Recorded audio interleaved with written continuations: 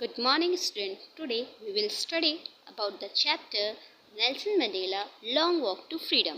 In this chapter, just listen, student. This chapter is a very important for the exam purpose, and this chapter surely in your exam one or two question will come from this chapter. It's definite.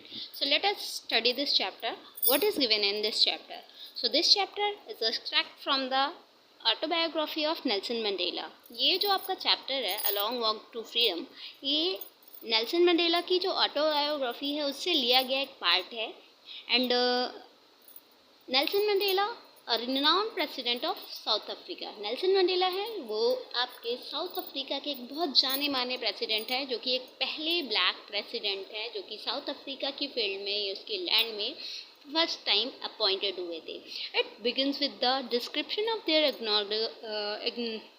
inaugural ceremony which took place on 10th of May 1994।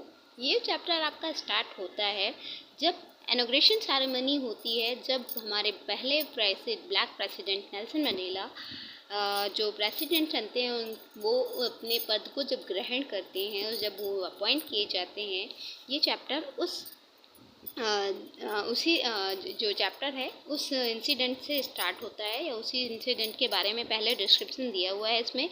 उस inauguration ceremony में सारे जो जितना भी all over world का पूरा जो leader था, इंटरनेशनल लीडर, वो वहाँ पर इनकी इस सेरेमनी को सेलिब्रेट करने के लिए वहाँ पे गैदर्ड हुए थे। क्योंकि ये जो गवर्नमेंट थी फर्स्ट टाइम अफ्रीका की लैंड में एक डेमोक्रेटिक गवर्नमेंट जो है वो अपॉइंट हो रही थी, वो लागू हो रही थी और वो बनने जा रही थी। और इसीलिए सारे ऑल ओवर वर्ल्ड के जितने भी बिग लीडर्स थे वो सारे वहाँ पर इस सेरेमनी को सेलिब्रेट करने के लिए वहाँ पर पहुँचे थे। और इसके पहले कभी भी अफ्रीका के लैंड पे जो अदर वर्ल्ड के अदर कंट्री के जो लीडर्स थे वो वहाँ पर नहीं गए थे। And in this chapter, this ceremony has taken place 10th May 1994। इस चैप्टर में आप बताया गया है आपको कि ये जो सेरेमनी थी वो 10 मई 1994 में हुई थी। एंड इस दिन सारा जो लीडर था, इंटरनेशनल लीडर, वो इस विक्ट्री को सेलिब्रेट करने के लिए, न्यूली इलेक्टेड गवर्नमेंट को बधाई देने के लिए भी हम कह सकते हैं कि वहाँ पर पहुँचे थे। और इसमें आपके जो प्रेसिडेंट की स्पीच है और दो डिप्टी प्रेसिडेंट की स्पीच जो है वो होते हैं। सबसे पहले तो आपके सेकंड जो प्रेसिडेंट और डिप्टी प्रेसिडेंट होते हैं उसकी ओथ होती है, वो जो है वो अपनी ओथ लेते हैं। उसके बाद आपके डिप्टी प्रेसिडेंट लेते हैं और उसके बाद आपका जो वहाँ का प्रेसिडेंट है वो ओथ लेता है और वो अपनी ओथ में जो है वो इस अफ्रीका के लैंड के लोगों की, पीपल्स के वेलफेयर के को हमेशा ध्यान रखने के लिए ओथ लेता है। और यहाँ पे उन्होंने बताया है कि बहुत समय से ये जो अफ्रीका लैंड थी ऑलमोस्ट जो है ये बहुत दिनों से वाइटेस्ट पीपल के कंट्रोल में थी, और तब जो ब्लैकेस्ट पीपल थे उन्हें बहुत ज़्यादा ही जो है ऑपरेशंस सहना पड़ा, बहुत ज़्यादा सप्रेशंस जो है वो सहना पड़ा है। एंड यहाँ पे जो हमारे प्रेसिडेंट है वो बताते हैं, in this the first decade of 17th century the system of apartheid was introduced. यहाँ पे जब 20th सेंचुरी का पहला डिकेड था, पहला दशक जो था, वहाँ पर तब अपार्थाइड सिस्टम जो है वो जो है इंट्रोड्यूस हुआ था, और जिसने लोगों की लाइफ को बहुत ही ज़्यादा मिजरेबल बना दिया था। और जहाँ पर लोग जस्ट लाइक अ हेलिश फीलिंग उन्हें आती थी, एक हेल की तरह उनका जो लाइफ स्टाइल था वो चल रहा था। और तभी जो है it give rise to one of the most inhuman society of the world. और ये जो सोसाइटी थी जो कि 20th सेंचुरी के फर्स्ट डिकेड में यहाँ पे जो सोसाइटी मेन जो क्रिएट हुई थी वो बहुत ही ज़्यादा इनह्यूमन थी, बहुत ही ज़्यादा कह सकते हैं क्रूएल टाइप की थी। यहाँ पर जो मैनी जो पीपल्स थे वहाँ पे अफ्रीका के, उन्होंने बहुत सी स्ट्रगल करी ह्यूमन राइट्स के लिए। और जो है उन्होंने जो हमारे नरेटर हैं, जो हमारे नेल्सन मंडेला हैं, उन्होंने भी अपने डिज़ायर को जो है यहाँ पर एक्सप्रेस किया है। उन्होंने थैंक यू किया है सारे फ्रीडम फाइटर्स को जिन्होंने इस ऑटम डे को लाने के लिए अपनी जानें गंवा दी थी। मतलब जिन्होंने बहुत ही ज़्यादा सेक्रीफाइस किया, अपनी लाइफ का भी सेक्रीफाइस कर दिया इस कंट्री को लिबर्टी प्रोवाइड कराने में, इस कंट्री में डेमोक्रेटिक सिस्टम लाने में। He refer to the citizen as the greatest asset of the country. ये लाइन आपकी बहुत ही ज़्यादा इम्पॉर्टेंट है कि यहाँ पे जो नरेटर है हमारा, जो नेल्सन मंडेला है, वो ह्यूमन को एक greatest asset of the country कहते हैं। बहुत ही ज़्यादा महान कहते हैं, हेल्पिंग हैंड कह सकते हैं कंट्री के लिए। It is the people that he gathered his courage from. It is these people, ये वो लोग थे, वो freedom fighter that he gathered his courage from, जहाँ से उन्होंने करेज जो है वो मिला। And Mandela believe that the two responsibility, Mandela believe that a courage is not the man who is fearless but the man who has overcome. This line is a very powerful line and it's a very important line in this chapter. Nelson Mandela has said that a courage is not a man who is fearless. courageous person जो है वो person नहीं जो भयभीत नहीं होता, but courageous person वो होता है जो कि अपने फियर को ओवरकम कर ले, जो अपने भय को जीत लेता है। उन्होंने करेजियस पर्सन, और ये आपकी लाइन बहुत ही इंपॉर्टेंट है और इससे मोस्टली क्वेश्चन पूछा जाता है आपका। What is a courageous person according to Nelson Mandela? So answer is a courageous person is not a man who is a fearless but the man who has overcome it.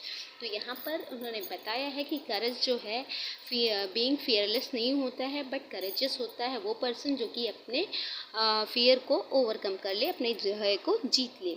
Now यहाँ पे उन्होंने दो चीज़ें और भी बताई हैं जो कि बहुत ही इंपॉर्टेंट है, समटाइम पूछ भी ली जाती हैं। दो रिस्पॉन्सिबिलिटी बताई हैं उन्होंने सिटीजन्स की, कि लोगों की दो रिस्पॉन्सिबिलिटी होती है हर ह्यूमन की।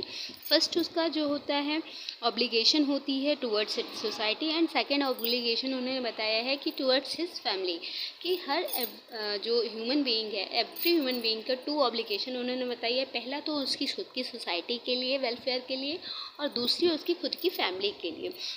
यहाँ पर उन्होंने ये भी बताया है कि पहले जब वो चाइल्डहुड में थे तो उनकी जो ऑब्लिगेशन थी, उन्होंने फैमिली के टूवर्ड्स ऑब्लिगेशन बहुत ही ज़्यादा फुलफिल की, बट जब वो एक एज अ फ्रीडम फाइटर या एज अ फाइटर जो है यहाँ पर आए सोसाइटी के उसमें, तो उनकी जो जो फैमिली को लेकर ऑब्लिगेशन थी वो क्या हो गई, वो पीछे रह गई, और फिर वो अपनी सोसाइटी के लिए जो ऑब्लिगेशन थी उसके लिए वर्क ज़्यादा करने लगे।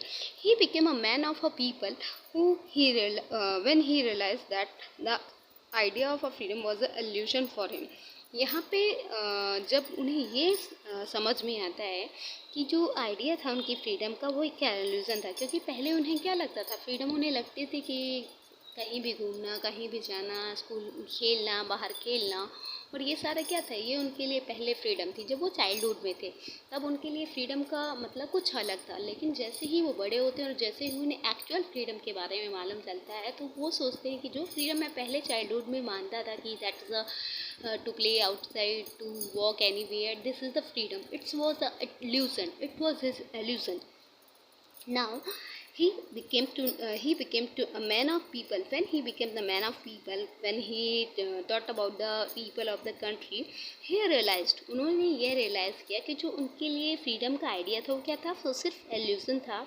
It was when he join the African national Congress and fight for his right. उनको ये एल्यूजन कब हुआ, उन्हें अपनी रियल फ्रीडम के बारे में कब नॉलेज हुई, जब उन्होंने अफ्रीकन नेशनल कांग्रेस को ज्वाइन किया और अपने राइट्स के लिए लड़े। अकॉर्डिंग टू हिम, उनके अकॉर्डिंग क्या है, the oppressor is much prisoner as the oppressed. यहाँ पे उन्होंने बहुत ही ब्यूटीफुल लाइन दी हुई है कि जो ऑपरेशर होता है वो भी उतना ही प्रिजनर है जितना कि ऑप्रेस्ड पर्सन, की जो लोगों को परेशान करने वाला जो होता है वो भी खुद ही एक कैदी है, जितना कि वो जो परेशान होने वाला व्यक्ति है उसी के बराबर वो भी कैदी है यहाँ पर। As soon as the former rob the oppressed of their freedom, क्योंकि जैसे ही जो हमारा ऑप्रेशर है, जो किसी को ऑप्रेस करता है, परेशान करता है, वो खुद की फ्रीडम को क्या कर देता है, उसकी फ्रीडम खुद की ही ऑप्रेस्ड हो जाती है, because he himself gets rob of it humanity, क्योंकि उसकी जो मानवता है ऑलरेडी उसको उससे छीन लिया जाता है। अगर हम किसी भी इंसान को परेशान करते हैं, सपोज हम किसी भी इंसान को परेशान करते हैं, तो हमारे अंदर की जो ह्यूमैनिटी होती है, जो हमारी मानवता होती है, वो क्या होती है, वो पूरी तरह से ख़त्म हो जाती है। तो यही चीज़ उन्होंने अपने इस वर्ड में समझानी चाहिए कि जब ऑप्रेशर जो है किसी या ऑप्रेस पर्सन को परेशान करता है, किसी को ऑप्रेस करता है, तो उसकी ह्यूमैनिटी उससे रॉब्ड कर ली जाती है, उसकी ह्यूमैनिटी उससे छीन ली जाती है। Thus the oppressor too is not free. और इसी तरह से उन्होंने कहा है कि जो ऑप्रेशर होता है, जो दबाव डालने वाला होता है, जो किसी को परेशान करने वाला होता है, किसी को टॉर्चर करने वाला होता है, वो खुद भी अपने आप में फ्री नहीं है, वो खुद भी अपने आप में एक कैप्टिव है, एक कैप्टिव है, एक बाउंडेड पर्सन है, जो कि अपनी ह्यूमैनिटी खो चुका है और जो अपने जो एंगर है, अपना जो ईगो है, उसके अंडर कंट्रोल पे है। तो now I am just telling you which are the main point of this chapter. You have to keep it in mind. First आपका पॉइंट